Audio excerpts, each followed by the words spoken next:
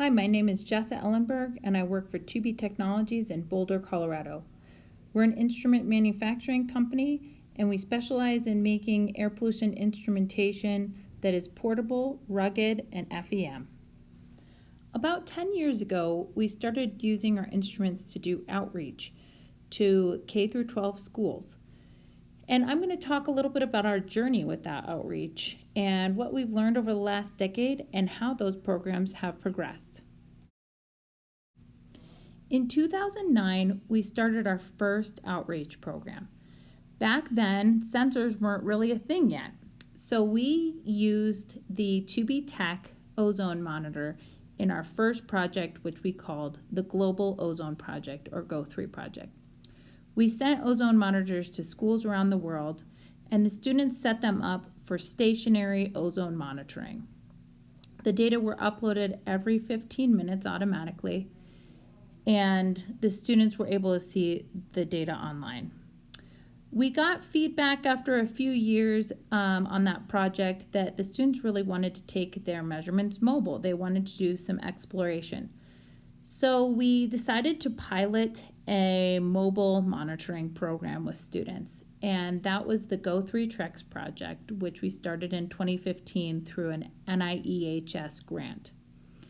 That project was also instrument-based, and it allowed students to measure black carbon and ozone mobily. The success of that project encouraged us to keep going, and we started the AQTreks project in 2016 and decided to evaluate the idea of using a sensor suite for that project to reduce the instrumentation cost. Here you can see a picture of the Go3 Instrument Package we sent to schools around the world. We sent them a weather station, ozone monitor, and computer for data uploading. We displayed the data on Google Earth with 3D bars. As you can see, the students could plot max, min, and current values and compare them to other schools' measurements. They could also graph the measurements online. And this is just a picture I threw in, one of my favorites, the first Go3 school ever in Estes Park, Colorado, and they were in the process of calibrating their ozone monitor. After working with students and teachers for many years with the Go3 project, we started the mobile pilot project of Go3 Treks. We used instrumentation in this project as well versus sensors with a 2B Tech FEM personal ozone monitor and an 8th Labs microwave for black carbon. Once the students were done with their data collection experience, they came back into the classroom, and our software compiled the data from the two separate instruments and uploaded to our social network, where it was displayed in 3D maps for the students to see, and also they were able to write a blog describing their data collection experience. The Go3 Treks pilot project was an overwhelming success. Teachers and students absolutely loved the project and their ability to explore any area of interest to them. So we took the next step and created a sensor suite, which we called the personal air monitor. We wanted to reduce the cost of instrumentation in the project to reach a wider audience because the instrumentation we had used was quite expensive. In Go3 Treks, it was around $10,000 per school. So we wanted to reduce this cost and get more students involved in the actual process of data collection. We were able to do that by allowing the PAM to broadcast Bluetooth data to any smartphone within range. So even with just one device per school, many students were able to participate in the live data collection process. The data are displayed on the smartphone app for AQTreks in maps and graphs. And if the students choose, the data can be uploaded to our website for display on Google Maps. Last year, we were able to write a paper and reflect on our experiences with stationary and mobile outreach programs. I put together this slide to compare and contrast the advantages and disadvantages of each project that we found. I thought it might be helpful for people who are designing a project, some food for thought, and what we experienced in our journey with these programs. I'm not going to go over all of the slide, but I thought I'd point out a few highlights, and you can look at the rest of the slide in the recording. The scientific value and student engagement were pretty interesting aspects of each project. So the stationary monitoring project turned out to be very scientifically valuable. We used a high quality instrument. We were able to control installation to an extent and maintenance and calibration. So that resulted in high quality measurements. The mobile projects, however, are a little bit more difficult for scientific value, as the mobile measurements are harder to assign scientific value to in the wider community. But as far as value to the students and the schools themselves, the measurements were extremely valuable, especially in cases when schools found high carbon monoxide readings from broken boiler and high carbon dioxide readings in their classrooms. From a student engagement standpoint, the stationary monitoring project resulted in high student engagement at first, but then declined as the project went on because there was nothing kind of new or exciting in the measurements themselves. So I would say that the stationary monitoring was high scientific value, but relatively low student engagement.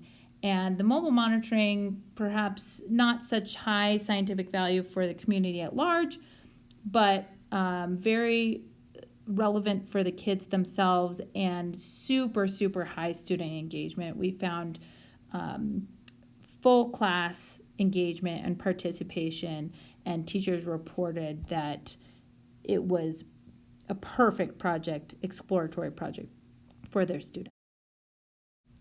As we were thinking about the disadvantages and benefits of mobile versus stationary monitoring, we decided, well, maybe we should just combine the two. So we made an enclosure for the PAM that you can see on the left, in the picture on the left, and that can be placed outside of a school and used to make stationary measurements generally. And then if the students need to do a class or an exploration, they can take the PAM out and do their exploration, return the PAM to the box, and continue their stationary monitoring. On the right, we have an ozone monitor inside a box with a PAM. So that's just PAM measurements plus FEM ozone.